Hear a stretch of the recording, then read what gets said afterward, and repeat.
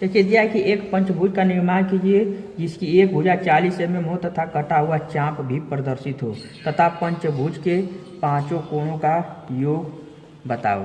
ठीक, पांचों कोणों का योग जो आपको 10 नंबर में पूछता है एग्जाम में, एनुअल एग्जाम में जो बार बार पूछ रहा है। तो दिया है कि 40 mm भुजा का एक पंचभुज बनाइए। ठीक, 40 mm भुजा का एक पंचभुज बनाइए। तो देखिए हम 40 mm भुजा खींच रहे हैं। ये हमारा सेंटीमीटर का, इसके अंदर जो भाग है वो mm का, इधर इंच का भाग है, ये डिग्री है। ठीक, 0 से 80, इधर से दाएं से भी बाएं 0 से 80 डिग्री, 180 डिग्री तक, दाएं से भी 0 से 180 डिग्री तक। तो 40 mm कर रहा है तो 40 mm भुजा का 40 mm खींच लीजिए। 40 mm का एक रेखा खींचा, 40 mm ही खींचिएगा। 40 mm खींच लिया, इस तरह रेखा को मिटा दीजिए। इसको ए बी नाम दे दिया। इस 40 mm भुजा को ए बी नाम दे दिया। ए बी नाम दे दिया। देखिए साफ दिखना चाहिए आपको। 40 mm भुजा का एक रेखा खींचा जिसको ए बी नाम दिया। अब इसका लंबार्धक कर दीजिए। 40 mm रेखा का लंबार्धक है आधा, जिसको बोलते हैं 20 होगा, लेकिन हम उसको नहीं, हमको चाप भी बोल रहा है कि चाप भी प्रदर्शित हो। तो चाप के द्वारा तो एक बार ए बी को केंद्र मानते हुए आधा से अधिक दूरी हो और पूरा न हो, उससे कम हो, चाहे जितना हो, आधा से ऊपर और पूरा से कम, मतलब पूरा 40 न हो और 20 के बीच में हो, 40 और 20 के बीच में हो, आधा से ऊपर हो। हम नहीं जानते कितना माप है। इसको लगा के एक बार बी को केंद्र मानते हुए चाप काटा, एक बार इधर से भी चाप काट दिया। ठीक, अब एक बार ए को केंद्र मानते हुए, ए को केंद्र मानते हुए इस चाप को काटा। ठीक, देखिए काट दिया। काटने के बाद इस रेखा की कोई माप नहीं है, इसको मिला दीजिए। इसको मिला दीजिए, इसको मिला दिया। ठीक, मिलाने के बाद जो एक कटा है ए बी का जो लंबार्धक हुआ है, समद्विभाजित हुआ है, जो कह लीजिए, उसको सी नाम दे दीजिए। इसको सी नाम दे दिया। अब देखिए, अब ए बी की दूरी भरकर, ए बी भुजा हमें ज्ञात है, ए बी की दूरी भरकर, ए बी की दूरी भर लो। भर लिया ए बी की दूरी जो ज्ञात है 40 mm का, और सी को जो लंबार्धक की है, इस सी को केंद्र मानते हुए एक चाप काटा। इस सी को केंद्र मान लिया और इस पर एक चाप काट दिया। चाप काट दिया, इसको डी नाम दे दिया। इसको डी नाम दे दिया। ये जो चाप काटा है इसको डी नाम दे दिया।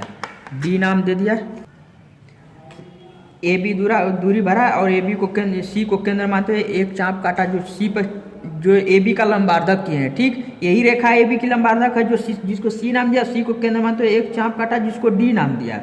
ठीक, अब बी और डी को मिलाया। इस रेखा की कोई माप नहीं है, बी और डी को मिलाया। बी और डी को मिला दीजिए। बी और डी को मिलाया, खींच दीजिए। इसकी कोई लंबाई का ज्ञात नहीं है कि कितनी लंबाई, हमें भी नहीं पता है। बी और डी को मिलाया। अब बी सी की दूरी भरकर, या तो बी सी की दूरी भरिए या ए सी की दूरी भरिए, दोनों एक ही है क्योंकि आधा पकटा है। बी सी की दूरी भरकर, BC की दूरी भर, ये मत कहिए कि केवल BC की नहीं, AC की भी दूरी भर सकते हैं, BC की भी दूरी भर सकते हैं। और D को केंद्र मानते हुए एक बार D को, अब D पर जाइए, जो D और B रेखा को मिलाया वहां पे D पर जाइए और D को केंद्र मानते हुए DB रेखा पर CB के बराबर एक चाप काटा, CB के बराबर चाप काटा है। ठीक ना, यही न दूरी भर कर D को केंद्र मानते हुए DB रेखा पर एक चाप काटा है। इसको E नाम दे दिया, इसको E नाम दे दिया। सुनते जाइए ध्यान से। अब E और B की दूरी भर लीजिए चाप में, E और B की दूरी चाप में भर लीजिए। चाप में भर लिया, एकदम एक्यूरेट भरिए। देखिए भर लिए। B और D की दूरी ये भी देख लिए, B और D की दूरी भर लिया। अब C को केंद्र मानते हुए, C को केंद्र माना यहाँ पे, और CD रेखा जो लंबार्धक की है AB की, वो CD रेखा है, उस पर एक चाप काटा जो पंचभुज के उभय शीर्ष या उच्च शीर्ष का निर्माण करेगा। इसको F नाम दिया, इसको F नाम दिया, इसको F नाम दिया। अब AB की दूरी भरिए, क्योंकि हमें पंचभुज AB भुजा हमें ज्ञात है, इसी दूरी की भुजा होना चाहिए। सब पंचभुज की पांचों भुजाओं का योग वो होना चाहिए लंबाई। तो एक बार B को केंद्र मानते हुए चाप काटा, हमें नहीं पता है कहाँ कटेगा। एक बार A को केंद्र मानते हुए चाप काटा, काट दिया।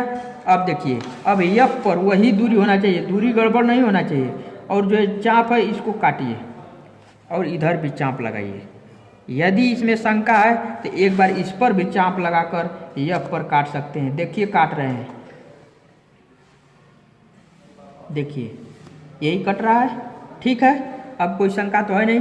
देखिए ए बी की दूरी भरकर एक बार बी को केंद्र मानते हुए चाप काटा, वही दूरी गड़बड़ नहीं होना चाहिए। ए को केंद्र मानते हुए चाप काटा, वही दूरी होना चाहिए जो एफ को यहाँ से चाप काट के इसके शीर्ष का बिंदु का निर्माण किया, जो पॉइंट टू पॉइंट मिलता है। इसको नापेंगे तो 40 mm ही होगा। देखिए 40 mm हो रहा है कि नहीं, देखिए देख रहे हैं 40 mm हो रहा है ना, 40 mm।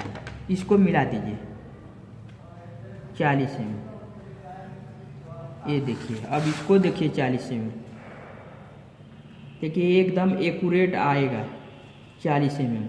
देखते जाइए ध्यान से, यही पेपर में 10 नंबर में पूछता है क्वेश्चन, ठीक। इसके बाद यहाँ पे जो कटान बिंदु की हैं ये भी 40 mm होना चाहिए, इसको भी मिला दीजिए, ये भी 40 mm हो गया।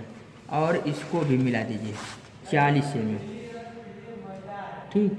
इसको भी 40 mm मिला दीजिए, मिल गया 40 mm।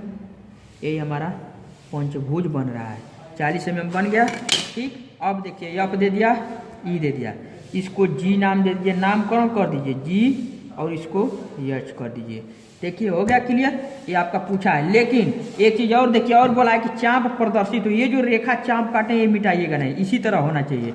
और बोल रहा है कि पंचभुज के 5 कोणों का योग बताओ।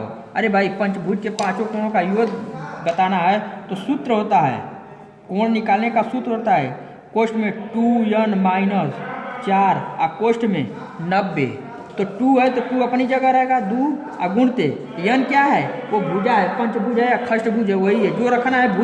भुजा निकालना है, यदि 5 भुज का निकालना है तो n हमारा 5 होगा, खष्टभुज निकालना है तो 6 हो जाएगा। तो यहाँ पे 5 कर दीजिए, 5 ऋण 4 और कोष्ठ में 90, 5 चौके 20 और ऋण 4, ठीक। ए 5 दूना के 10 होगा, 5 दूना के 10, 5 दूना के 10 ऋण 4 और कोष्ठ में 90, 10 में से 4 गया 6 और गुणते 90। पहले कोष्ठक का हल करते हैं, 6 9 54 540। देखिए ये जो भुजा बन रही है ये हमारा एक इसका 5 कोणों का योग, 5 कोणों का योग है, ये 5 कोणों का योग है, कोणों का योग है, ठीक। योग है, लेकिन एक कोण चाहिए, 5 कोण का योग 540 डिग्री। तो एक कोण का निकालना चाहिए, तो 540 भागे 5 कर दीजिए, नहीं आता है यहाँ दे दीजिए भाग।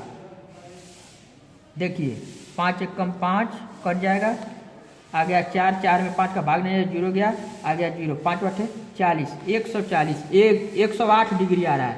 देखिए ये जो हमारा हुआ 108 डिग्री, ये हमारा जो अंत कोण हुआ 108 डिग्री, ये जो हमारा कोण हुआ 108 डिग्री, यहाँ जो कोण बना ये भी 108 डिग्री, यहाँ भी जो कोण बना 108 डिग्री, यही कोण बना।